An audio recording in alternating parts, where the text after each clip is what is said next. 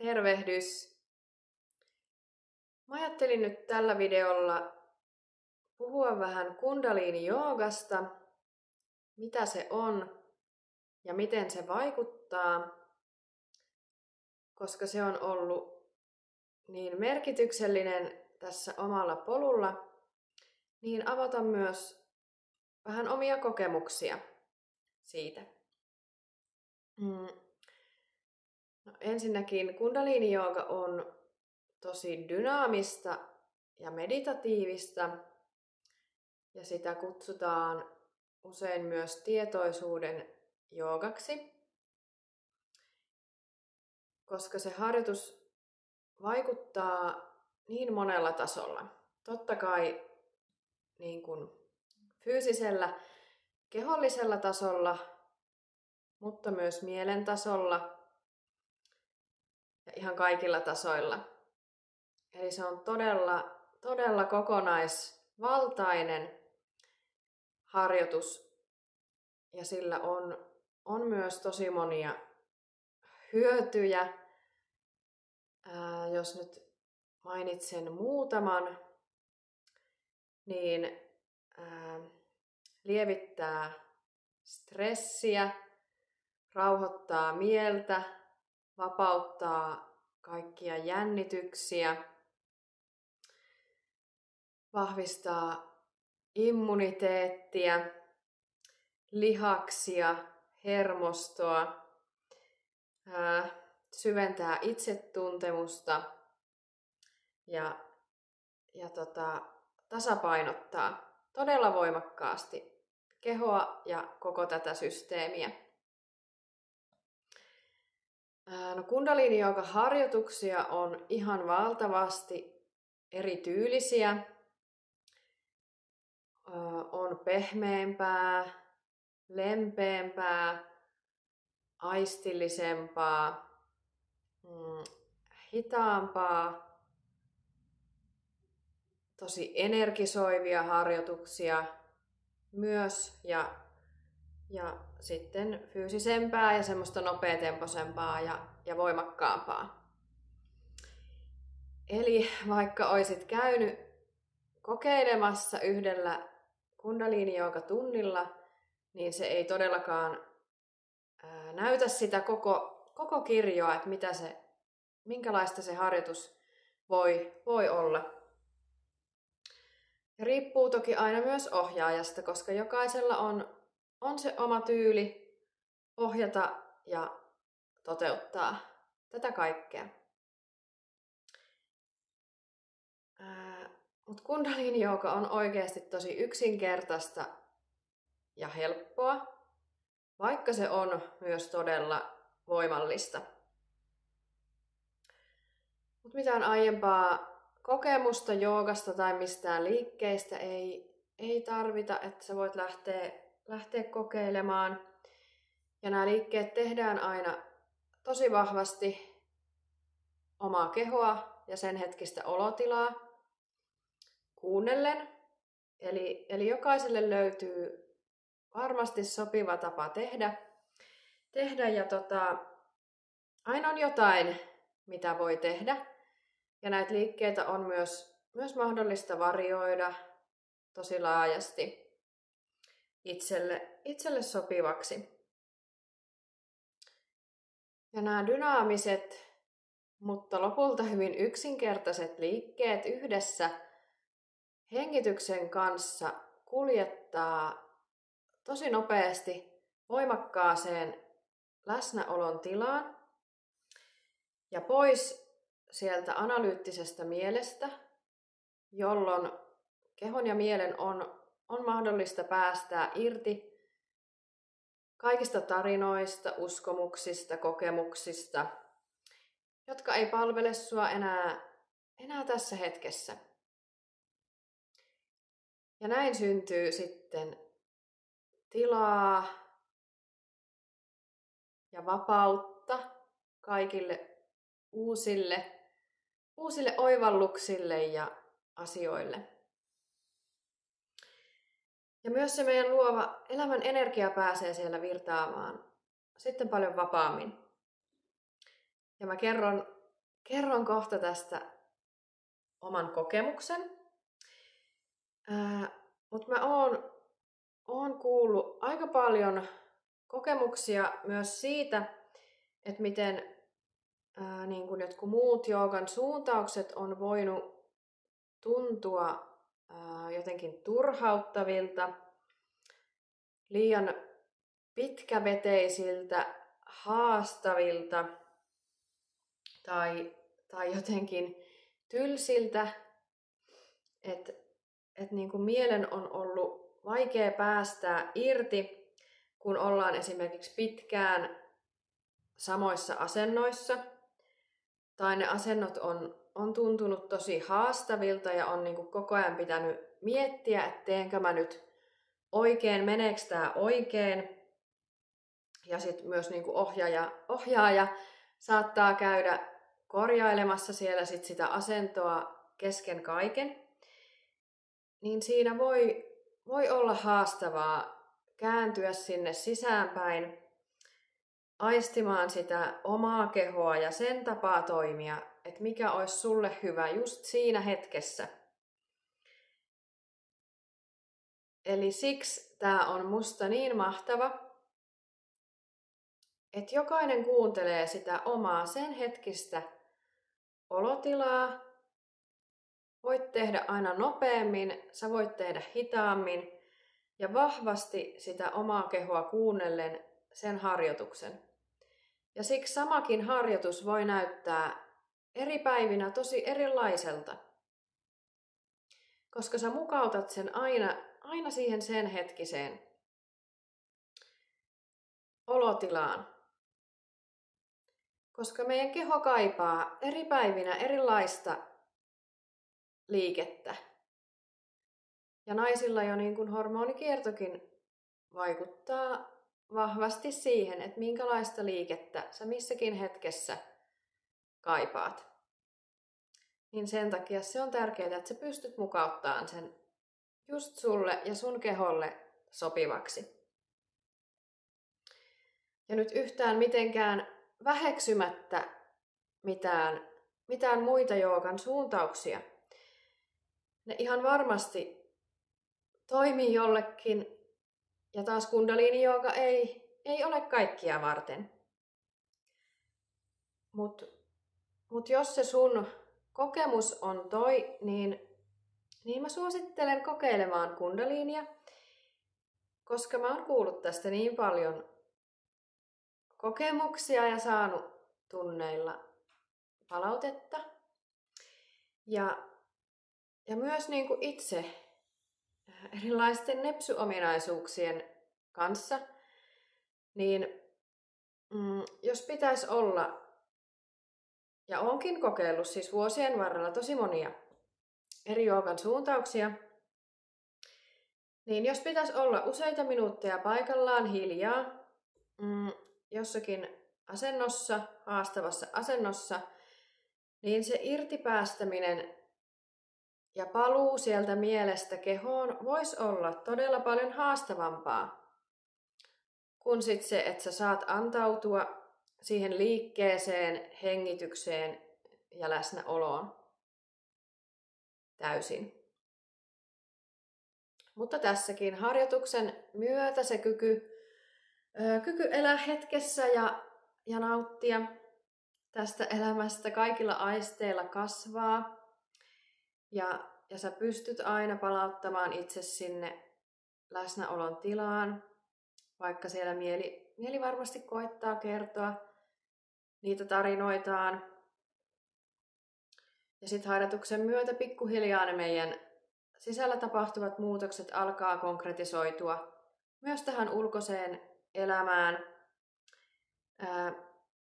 jolloin siellä sitten voi tapahtua muutoksia esimerkiksi työelämässä, ihmissuhteissa.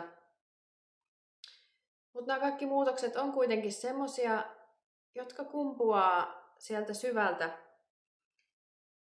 meistä itsestä ja meidän totuudesta.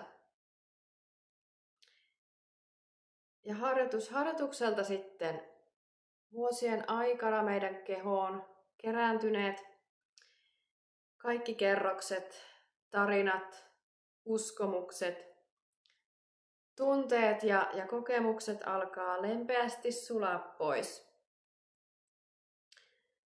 Ja tällöin me kyetään näkemään paljon kirkkaammin ne kaikki meitä estävät ajatukset, oletukset, uskomukset ja ne mielen kertomat tarinat, mutta myös aidon itsemme ja meidän vahvuudet ja intohimot.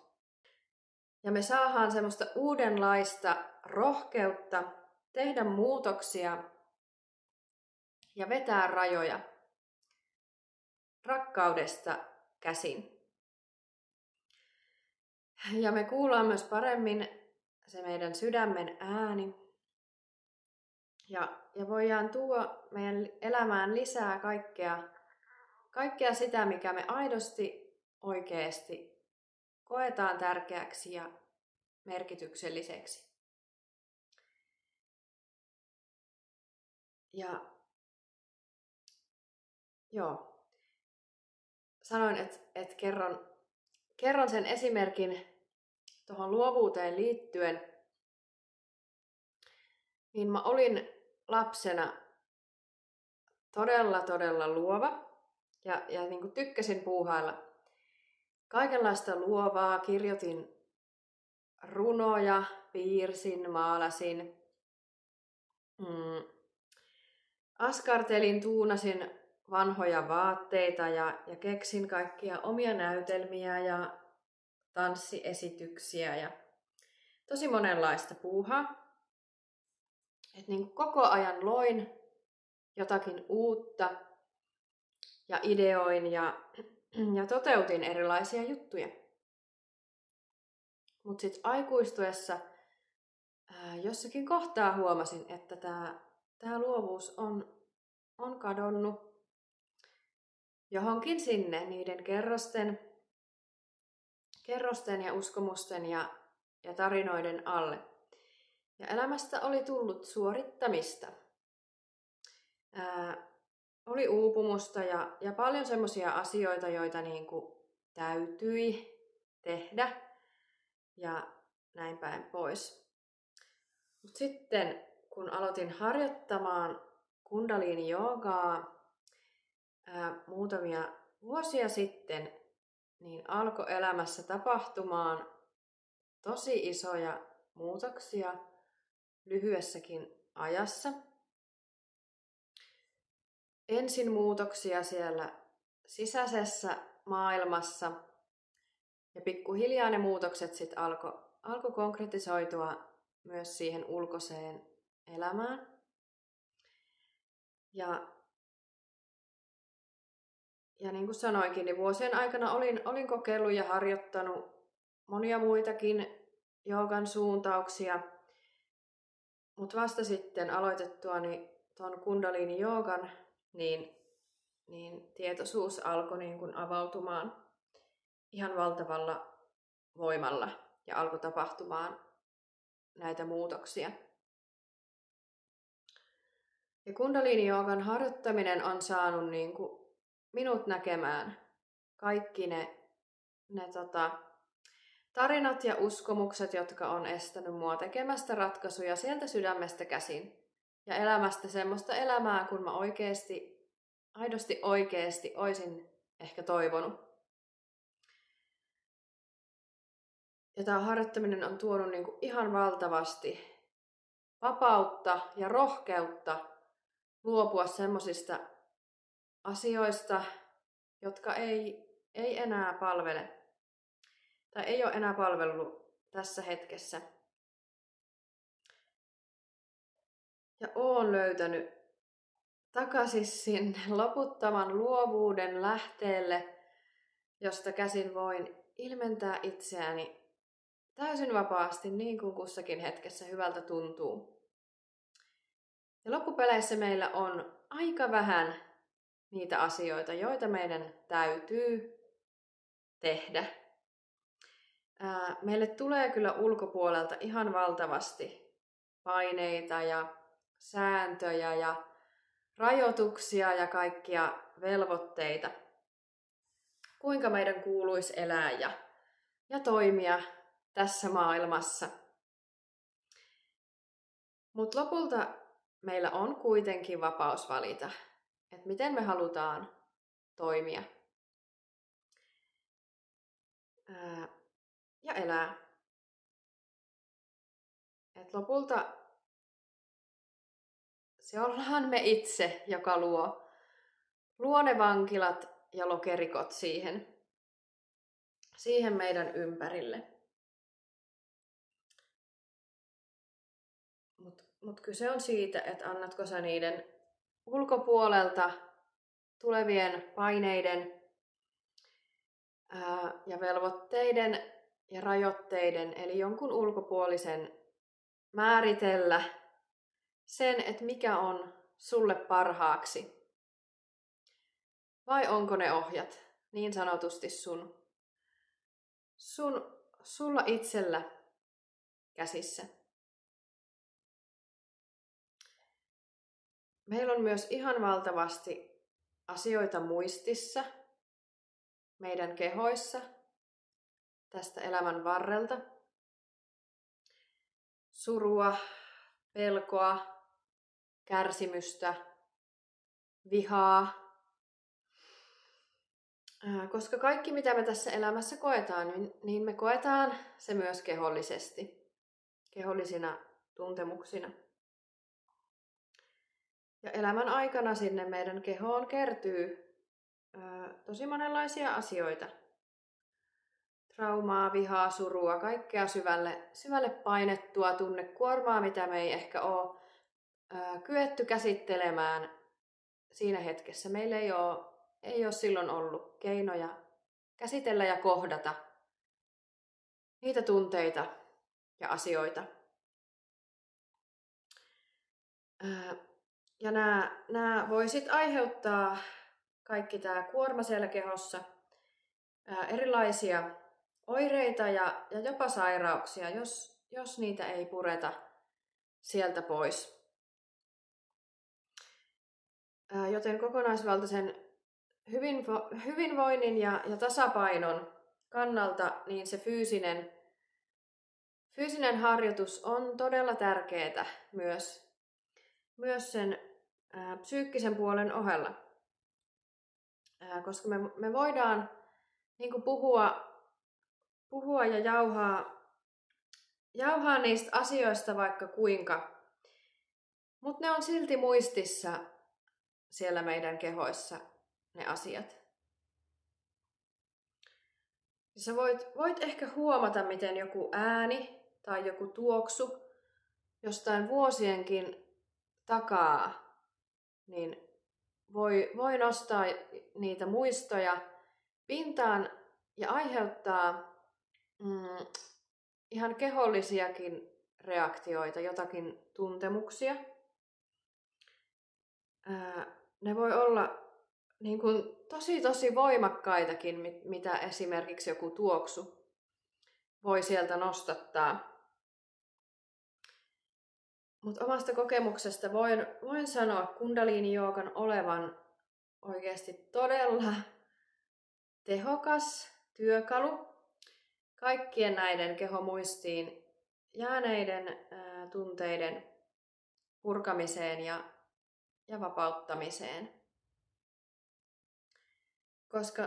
Koska niin kuin sanoin, että se on todella kokonaisvaltainen se harjoitus. Vaikuttaa monella tasolla. Mutta sitä on tosiaan todella haastava pukea sanoiksi sitä voimallisuutta.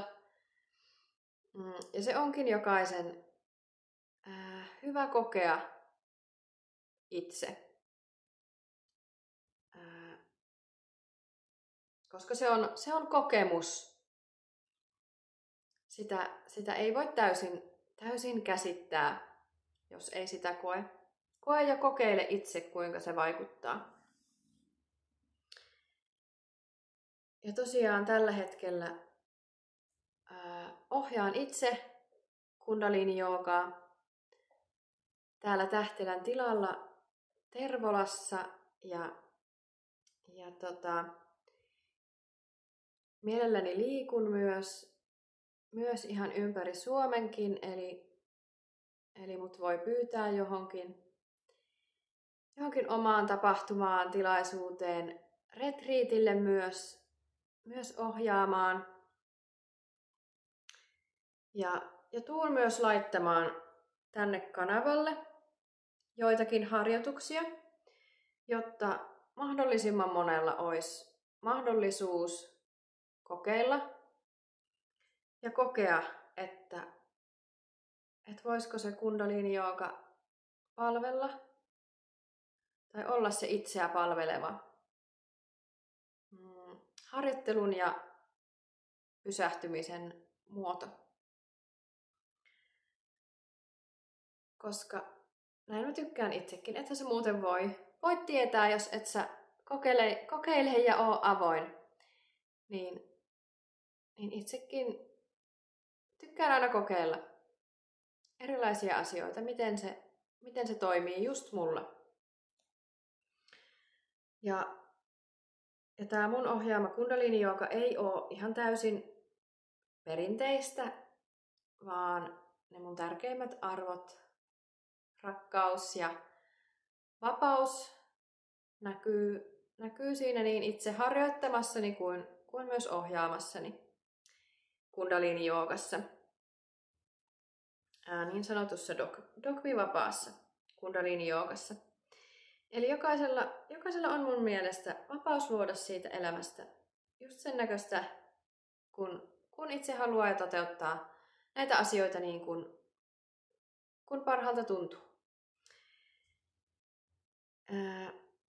Se on myös ihan valtava rikkaus, kun me ollaan kaikki erilaisia ja ainutlaatuisia ja tutkitaan tätä maailmaa niin kuin omista näkökulmista käsin.